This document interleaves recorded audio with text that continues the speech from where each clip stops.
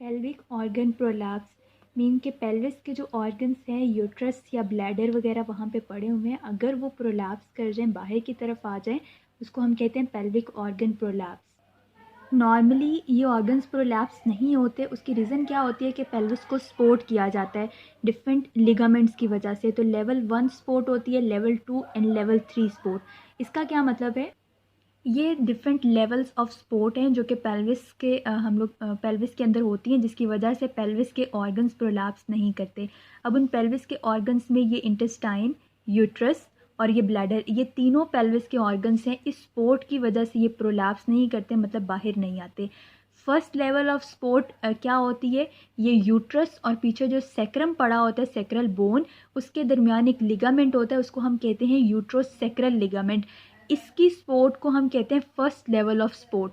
जब ये स्पोर्ट ख़त्म होती है तो ये देखो, ये जो यहाँ पे वॉल्ट है ना विजाइना की, बिल्कुल विजाइना का जो अपर पार्ट है ना, ये बेसिकली उसको और यूट्रस को सपोर्ट कर रहा है। तो जब ये लिगामेंट ख़त्म होता है, मतलब इसका फंक्शन ख़त्म होता है, तो उस वक्त ये विजाइनल वॉल्ट का प्रोलैप्स होता है। ठीक है, इसीलिए जब भी हिस्टेरेक्टमी करते हैं, यूट्रस रिमूव करते हैं, उस वक्त हमेशा विजाइनल वॉल्ट का प्रोलैप्स होगा।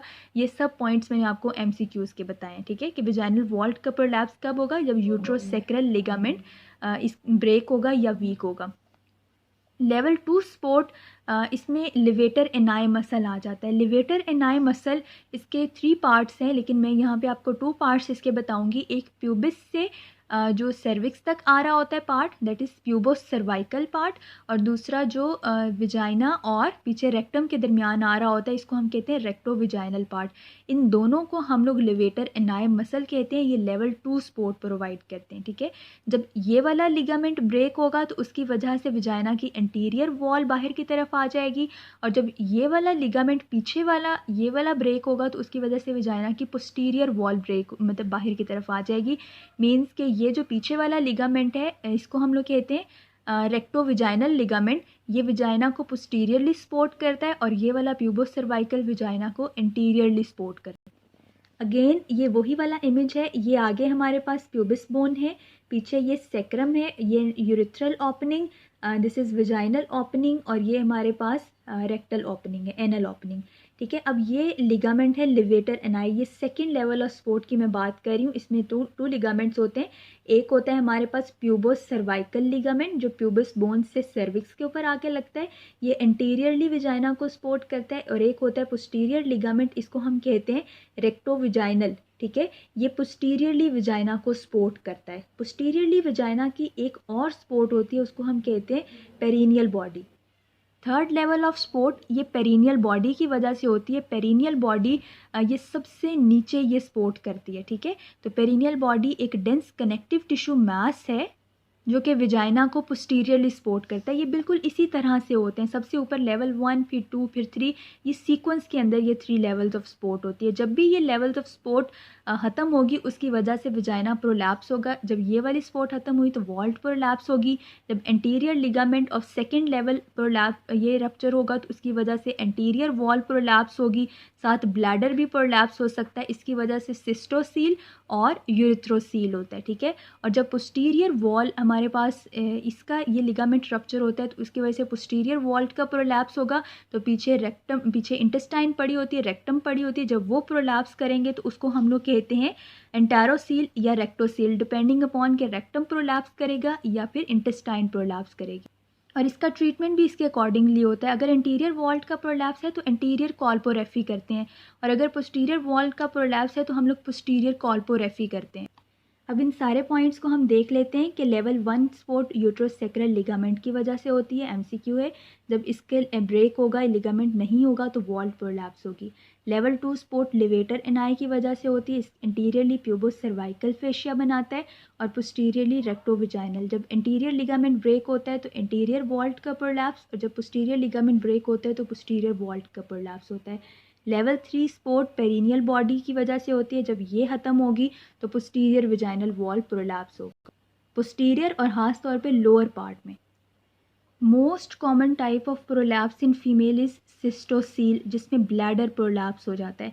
एंटीरियर कंपार्टमेंट प्रोलैप्स और पोस्टीरियर कंपार्टमेंट और एपिकल कंपार्टमेंट प्रोलैप्स में क्या फ़र्क है? एपिकल तो मैंने आपको पहले ही बता दिया था कि जो एपेक्स के ऊपर वॉल्ट होती है विजाइना की, यूट्रस, सर्विक्स, वो प्रोलैप्स कर जाता है जब भी यूट्रस सेक्रल लिगामेंट खास तौर पे ब्रेक होता है। और पोस्टीरियर का भी मैंने आपको बता दिया कि जब वो लिगामेंट हमारे पास जो रेक्टोविजाइनल लिगामेंट है वो ब्रेक होगा तो एंटेरोसील मतलब इंटेस्टाइन और रेक्टोसील मतलब रेक्टम, ये प्रोलैप्स होगा। मसला आता है इसका कि सिस्टोसील, यूरिथ्रोसील और सिस्टोयूरिथ्रोसील, इनमें क्या फ़र्क है? अगर हमारे पास प्यूबोसर्वाइकल लिगामेंट ब्रेक होता है तो ये एंटीरियर कंपार्टमेंट प्रोलैप्स होता है, मतलब कि रेक्टम, ये हमारे पास सॉरी यहाँ पे ब्लैडर, और ये जो ब्लैडर के नीचे वाला यूरिथ्रा है ये प्रोलैप्स करेगा। इट डिपेंड के अगर हमारे पास सिस्टोसील है तो सिस्टोसील में ब्लैडर और upper part of vagina, upper part of anterior vagina ये प्रोलैप्स करेगा, और अगर यूरिथ्रोसील है तो उसमें यूरिथ्रा और lower part of anterior vagina ये प्रोलैप्स करता है। तो ये थोड़ी सी बस समझने वाली बात थी। अगर दोनों करेंगे प्रोलैप्स तो उसको हम सिस्टो यूरिथ्रोसील कहते हैं। इसके रिस्क फैक्टर्स बहुत इंपॉर्टेंट हैं, एमसीक्यूज़ एससीक्यूज़ दोनों में आए हुए हैं। विजाइनल डिलीवरी की वजह से हो सकता है, मेनोपॉज की वजह से, आइट्रोजेनिक कॉज हो सकती हैं, कुछ क्रॉनिक फैक्टर्स लाइक कॉफ, कॉन्स्टिपेशन, या अगर हैवी वेट लिफ्ट करें या कोई पेल्विक मास हो तो उसकी वजह से हो सकता है। लेकिन अगर सी सेक्शन करें तो सी सेक्शन की वजह से प्रोलैप्स नहीं होता क्योंकि कोई भी टेंशन नहीं होती। ये भी एमसीक्यू है यूएचएस का। प्रोलैप्स की ग्रेडिंग ये भी बहुत इंपॉर्टेंट है। अब प्रोलैप्स हो रहा है अगर तो वो हाइमन से ऊपर है, ये विजाइना के ओपनिंग के ऊपर हाइमन एक थिन मेम्ब्रेन होती है, अगर तो वो हाइमन से ऊपर है प्रोलैप्स उसको हम कहते हैं ग्रेड 1। अगर वो हाइमन तक पहुंच गया है उसको हम कहेंगे ग्रेड 2 प्रोलैप्स, और अगर वो इससे बाहर आ गया है उसको हम कहते हैं ग्रेड 3। ठीक है, ये भी एमसीक्यूज़ में आया हुआ है। Second degree of prolapse MCQ है।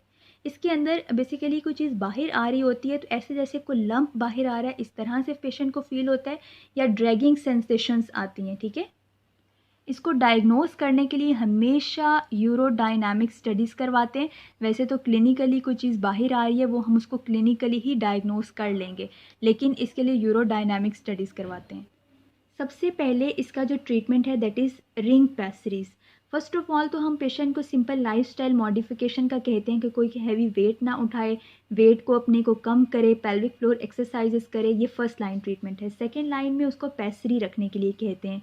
ठीक है, पैसरी एक इंट्राविजाइनल डिवाइसेस हैं, रिंग पैसरीज मोस्ट कॉमन है, ये भी एमसीक्यू है। ठीक है, इसके अलावा शेल्फ, हॉज और डोनट ये सब पैसरीज यूज़ होती हैं। ठीक है, और ख़ास तौर पे वो फीमेल्स जिनकी फैमिली कंप्लीट नहीं हुई होती वो पैसरीज यूज़ करती हैं, अदरवाइज़ फीमेल ज़्यादातर ऑपरेट करवाती हैं। ऑपरेट डिपेंड करता है कि इंटीरियर कंपार्टमेंट प्रोलैप्स है, मतलब ब्लैडर का प्रोलैप्स हुआ है, या यूट्रस और विजाइना का प्रोलैप्स हुआ है, या फिर वॉल्ट का प्रोलैप्स हुआ है, या पोस्टीरियर वॉल, ये जो पोस्टीरियर कंपार्टमेंट में रेक्टम और इंटेस्टाइन है इसका प्रोलैप्स हुआ है। इन सारों के ट्रीटमेंट अलग हैं। अगर तो इंटीरियर कंपार्टमेंट प्रोलैप्स हैं जिसमें ब्लैडर और अपर ये जो इंटीरियर वॉल ऑफ विजाइना है सिर्फ ये प्रोलैप्स हुई है, उसमें हम इंटीरियर कंपार्टमेंट प्रोलैप्स में इंटीरियर कॉल्पोरेफी करते हैं। पोस्टीरियर कंपार्टमेंट प्रोलैप्स जिसमें हमारे पास ये रेक्टम, इंटेस्टाइन वगैरह प्रोलैप्स होती हैं उसमें हम पोस्टीरियर कॉल्पोरेफी करते हैं। खास तौर पे अगर एंटेरोसील मतलब इंटेस्टाइन का प्रोलैप्स हो उसके लिए एक स्पेशल सर्जिकल प्रोसीजर है, मॉस्कोवॉट्स प्रोसीजर। ये भी एमसीक्यू है, बहुत इंपॉर्टेंट है कि खास तौर पे अगर इंटेस्टाइन का प्रोलैप्स हो ना पोस्टीरियर कंपार्टमेंट में फिर हम ये करते हैं। अगर ये यूट्रस और विजाइना इन दोनों का प्रोलैप्स हो उस केस में हम 3 प्रोसीजर करते हैं। मैनचेस्टर रिपेयर करते हैं अगर फीमेल अभी कंसीव करना चाहती है, लेकिन अगर उसकी फैमिली कंप्लीट हो चुकी है फिर हिस्टेरेक्टमी करते हैं। और अगर इस वॉल्ट का प्रोलैप्स हो सिर्फ तो उसमें हम लोग 2 प्रोसीजर्स करते हैं। सेक्रोप्लेक्सी करते हैं, ठीक है, सेक्रोकॉल्पोप्लेक्सी, और दूसरा होता है सेक्रोस्पाइनस लिगामेंट फिक्सेशन। ये बहुत इंपॉर्टेंट है क्योंकि वॉल्ट को यूट्रोसेक्रल लिगामेंट की अगर वो वीक हो जाए या लॉस हो जाए उसकी वजह से होता है तो उस लिगामेंट को फिक्स कर देते हैं। ठीक है, उस फिक्स करने के लिए हम लोग कौन सा रूट इसके लिए यूज़ करते हैं? Vaginal route. तो ये दोनों ही एमसीक्यू हैं कि वॉल्ट के प्रोलैप्स के लिए कौन सा ट्रीटमेंट है और उसको ट्रीटमेंट को हम लोग किस रूट से करते हैं। तो विजाइनल रूट से इस लिगामेंट को फिक्स करते हैं।